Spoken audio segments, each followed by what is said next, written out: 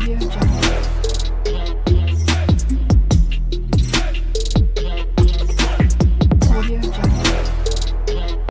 Friends, আজ আবারও নতুন একটি ভিডিও নিয়ে আসলাম। আর আজকের ভিডিওটি খুবই ইম্পর্টেন্ট হতে চলেছে, কারণ আজ একটি এক্সারসাইজের বিষয়ে বলবো, যেটা প্র্যাকটিস করে আমরা আমাদের লাইন ফ্লো ইমপ্রুভ করতে পারি আর হাতের লাইনের কন্ট্রোলও নিয়ে আসতে পারি।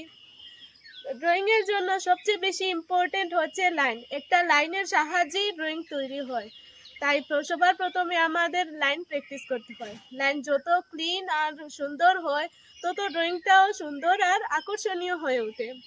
তাই লাইনটা প্র্যাকটিস করতে হয়। আর আজকের এক্সারসাইজটা যদি আমরা ডেইলি বেসিসে প্র্যাকটিস করি, তাহলে আমাদের লাইনটা খুবই ক্লিন আর সুন্দর হয়ে উঠবে। তো চলো দেখে নিই লাইনটা কীরকম প্র্যাকটিস করতে হবে। এই এক্সারসাইজটা করার জন্য আমাদের লাগবে একটি নর্মাল পেপার আর একটি পেন্সিল।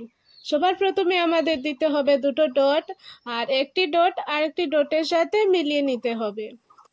কিন্তু এখানে দুটো জিনিস মাথায় রাখতে হবে। এখানে ধীরে ধীরে ভালো করে দেখে যেন না হয়, কুইকলি খুব তাড়াতাড়ি ডট দিতে হবে। আর লাইনটাও ঠিক সেরকমই দিতে হবে।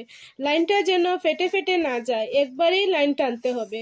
এতে যদি অন্যদিকে চলে যায় যাক, তবুও একটানেই লাইন টানতে হবে। স্টার্টিং এ এটা আনকমফোর্টেবল লাগতে পারে, কিন্তু ধীরে ধীরে প্র্যাকটিস করতে করতেই দেখবে ভালো লাগবে। তোমরা স্ক্রিনে দেখতেই পাচ্ছ, আমি দুটো ডট খুব তাড়াতাড়ি দিয়ে দিচ্ছি আর লাইনটাও খুব তাড়াতাড়ি টেনে নিচ্ছি। মাথায় এত চিন্তা করছি না যে ডট কোথায় দেব, লাইনটা কিরকম যাচ্ছে, কিরকম হচ্ছে, এতটা চিন্তা করছি না। যেদিকে যায় যাক, শুধু দুটো ডট তাড়াতাড়ি দিতে হবে আর তাড়াতাড়ি লাইন টেনে নিতে হবে। কখনো কখনো ছবি আঁকার সময় একটা লাইন টানতে আনকমফোর্টেবল ফিল হয় না, আর হাতটাকে মুভ করতেও আনকমফোর্টেবল ফিল হয়। এই প্র্যাকটিসটা করে আমরা কনফিডেন্টলি লাইন টানতে পারবো, আর হাতের মুভমেন্টও ইমপ্রুভ হবে, আর লাইনের ফ্লোও ইমপ্রুভ করতে পারবো। তো ডেইলি বেসিসে এটা প্র্যাকটিস করতে হবে।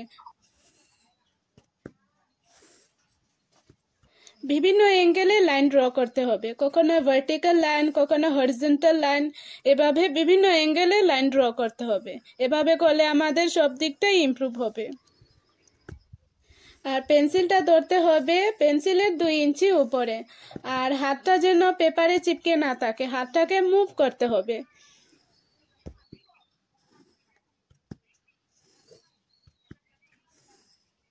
তো তোমরা এভাবেই প্র্যাকটিস করতে থাকো। আর যদি এই ভিডিওটি একটু হলেও ভালো লাগে, তাহলে একটা লাইক করতে ভুলো না। ভিডিওটি কেমন লাগলো কমেন্টে অবশ্যই জানাবে।